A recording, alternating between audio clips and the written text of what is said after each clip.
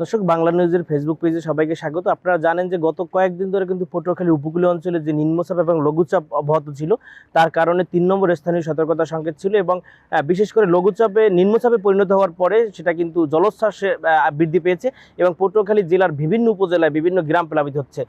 আজ সকালে কিন্তু লঘুচাপের যে সংকেত ছিল স্থানীয় ৩ নম্বর শতকে, সেই সংকেতটি নামিয়ে ফেলতে বলা হলেও কিন্তু আজকে যে জোয়ারে, সেই জোয়ারের তীব্রতা কিন্তু রয়েছে। আজকে দুপুর পর্যন্ত যে জোয়ার হয়েছে, সেই জোয়ারে নতুন নতুন করে যে গ্রাম প্লাবিত হচ্ছে, বিশেষ করে সদর উপজেলার লোহালিয়ে আমরা এখন রয়েছি, সেখানে বেড়িবাঁধ ভেঙে পানি প্রবেশ করে কয়েকটি গ্রাম প্লাবিত হয়েছে এবং এখন যে পানিগুলো আসছে সেগুলো বেড়িবাঁধের ভিতরে এবং এই পানিতে কিন্তু দীর্ঘমেয়াদী একটি প্রভাব পড়তে পারে। বিশেষ করে এখানে যারা বসতি স্থাপন বা বাসাবাড়ি রয়েছেন তারা পানিবন্দী হয়ে পড়েছেন এবং এছাড়া যারা এই যে এই এলাকার যে আমনদানের ক্ষেত রয়েছে, সেই আমনদানের ক্ষেতে কিন্তু বীজতলাগুলো সম্পূর্ণ নষ্ট হয়ে যাচ্ছে।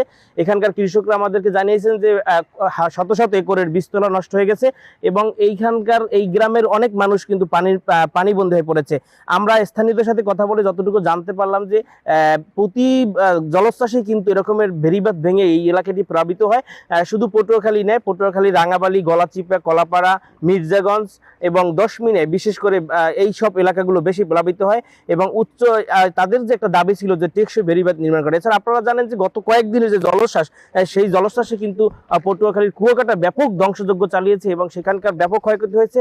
পাশাপাশি পটুয়াখালীর বিভিন্ন সড়কেও কিন্তু এই বেড়িবাঁধ ভেঙে পানি ওঠার কারণে কিন্তু সড়কও ক্ষতিগ্রস্ত হয়েছে। সবকিছু মিলিয়ে বিভিন্ন সময় আবহাওয়া খারাপ হলেই পটুয়াখালীর জনজীবনে এবং অর্থনীতিতে ব্যাপক ধরনের ক্ষতি সাধিত হয় এবং যার কারণে এখানকার মানুষ প্রতিনিয়ত এরকমের প্রাকৃতিক দুর্যোগের সাথে যুদ্ধ করে বাঁচতে হয়। তো যায় কিছু হইবে না, কোনো কিছু থাকবে না, ধান চাউলে হইবে না, মানুষ কেমন তারা বাঁচবে, ঘর দুয়ার কিছু থাকবে না, ঘর দুয়ার পানিতে তলা নিয়ে বাতরান দিয়ে খাইতে না মানুষ। এক্সট্রিম মশার কয়েল প্ল্যান্ট ফাইবার দিয়ে তৈরি, ডেঙ্গু, চিকুনগুনিয়া বাহি সহ যে কোনো মশার বিরুদ্ধে দেয় এক্সট্রিম সুরক্ষা। আমাদের এলাকায় তো সব যতগুলো ইউনিয়ন ওয়ার্ড আছে সবগুলোই প্লাবিত হয়ে গেছে, একদম 16 পর্যন্ত। আর এখন পর্যন্ত প্রশাসনের কেউ আমাদের এখানে আসে নাই এবং কোনো খোঁজ খবর নেয় নাই। যারা জনপ্রতিনিধি আছে তারাও এখন পর্যন্ত আসে নাই এবং এই যে বাঁধটা আছে, এই বাঁধটা খুবই ভঙ্গুর।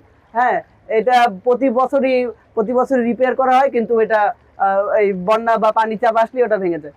আমাদের দাবি হচ্ছে যে এখানে স্থায়ী বাঁধ যেন নির্মাণ করা হয়, যাতে আর যেন বন্যায় প্লাবিত না হয় এবং পানিতে যেন প্লাবিত না হয়, বৃষ্টির পানিতে বেমালা কিছু গেছে, গাছ গাছালি সব ইয়ে গেছে, তলাই গেছে, থানা মানা খাওয়া সুবিধা, বাজার ঘাট করন যায় না।